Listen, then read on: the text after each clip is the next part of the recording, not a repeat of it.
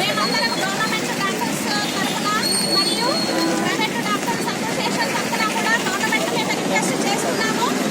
ఒక డాక్టర్ అనేది వాళ్ళ ఒక డాక్టర్ కావాలంటే వాళ్ళు చిన్నప్పటి నుంచి కళ నెరవేర్చుకోవాలని ఎంతో కష్టపడి మొన్న జరిగినటువంటి అమ్మాయి వైద్య ఎంబీబీఎస్ కంప్లీట్ చేసుకొని తన పీజీ సెకండ్ ఇయర్లో తన మెడికల్ కాలేజ్లో డ్యూటీ చేస్తున్నటువంటి డాక్టర్ పైన 36 గంటలు పనిచేసిన తర్వాత తను రెస్ట్ తీసుకోవడానికని ఒక రూమ్ లో వెళ్ళి తను రెస్ట్ తీసుకుందామని చెప్పేసి వెళ్ళినా కూడా అమ్మాయికి అక్కడ సెక్యూరిటీ అనేది లేకుండా పోయింది.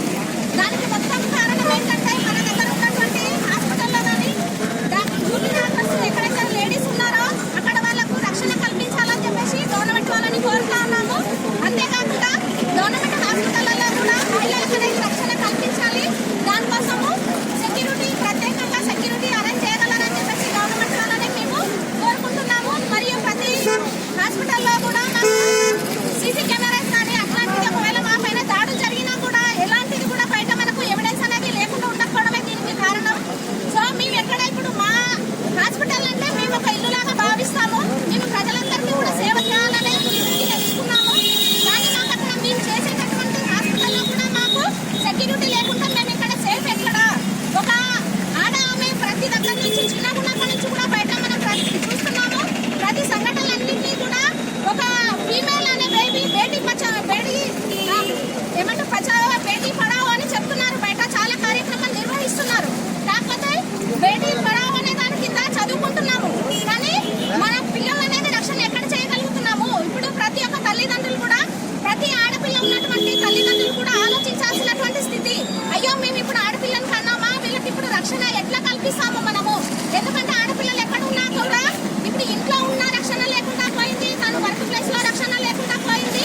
కాబట్టి మహిళలందరికీ కూడా రక్షణ కల్పించాలంటే ఇప్పుడు ఇట్లాంటి దాడి చేసిన వాళ్ళు ఎవరైనా పర్వాలేదు, వాళ్ళను వెంటనే గవర్నమెంట్ కూడా చొరవ తీసుకొని వెంటనే వాళ్ళకు కఠిన శిక్ష విధిస్తే కానీ నెక్స్ట్ మళ్ళీ అట్లాంటిది ఎవరైనా చేయాలి. ఇట్లాంటి డాక్టర్స్ అనే కానీ మేము అందరం కూడా ఒకసారి ఆడపిల్లగా మాట్లాడుతున్నాము. సో అట్లాంటి సంఘటనలు ఎవరిపైన జరిగినా కూడా ఇట్లాంటి కఠిన శిక్షలు ఉంటాయి అనే దాన్ని ప్రతి ఒక్కరికి కూడా తెలిసేటట్టు గవర్నమెంట్ చర్యలు తీసుకుంటుందని కోరుకుంటున్నాము. దీనికి అందరూ కూడా సపోర్ట్ కావాలని ఆశిస్తున్నాము.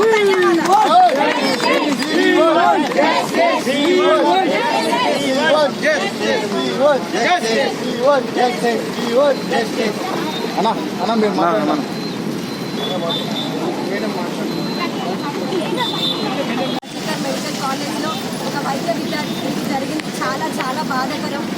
ఏ పేరెంట్స్ అయినా, పర్సనలీ నా పేరెంట్స్ అయినా కూడా నేను బయటకు వెళ్తున్నా అని అంటే ఆలోచిస్తారు బయటకు వెళ్తుందో ఏమో అని. ఒక 2 times 3 times కాల్ చేస్తారు. అంతేగాని వన్స్ నేను హాస్పిటల్కి వచ్చాక వాళ్ళు నేను మా ఇంట్లో ఎట్లా ఉంటారని ఫీల్ అవుతారో హాస్పిటల్ కూడా అట్లే ఉంటారని ఫీల్ అవుతారు. ఇప్పుడు హాస్పిటలే ఆ మనిషికి అంత తీసుకోవడానికి కారణమైనప్పుడు మాకు మా సేఫ్ ప్లేస్ ఎక్కడ ఉంది? మా రక్షణ ఎవరు కోరుకుంటారు? మేము ఇప్పుడు డ్యూటీస్ చేయాలా వద్దా? మేము ఇప్పుడు వైట్ కాలర్ జాబ్ సెలెక్ట్ చేసుకున్నాము అని అంటే మేము ఎంతో సేవ చేయాలని సెలెక్ట్ చేసుకుని ఉంటాం. మేము ప్రజలకు సేవ చేయాలనుకునే ఉంటాం. కానీ మాకు రక్షణ ఎవరు లేకుంటున్నారు. ఏం చేయాలి?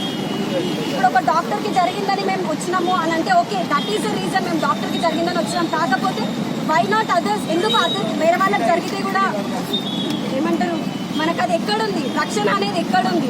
మహిళలకు రక్షణ లేదు. ఫస్ట్ ఆఫ్ ఆల్ ఈరోజు డాక్టర్కి జరిగింది, రోజు ఎన్నో జరుగుతున్నాయి.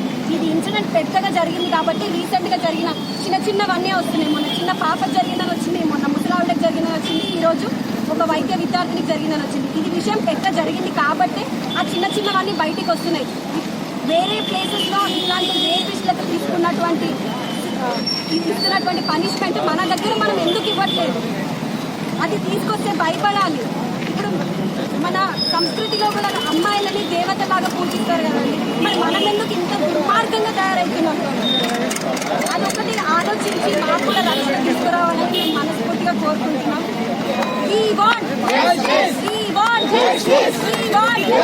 ఒక నిమిషం లోకల్ పట్టు.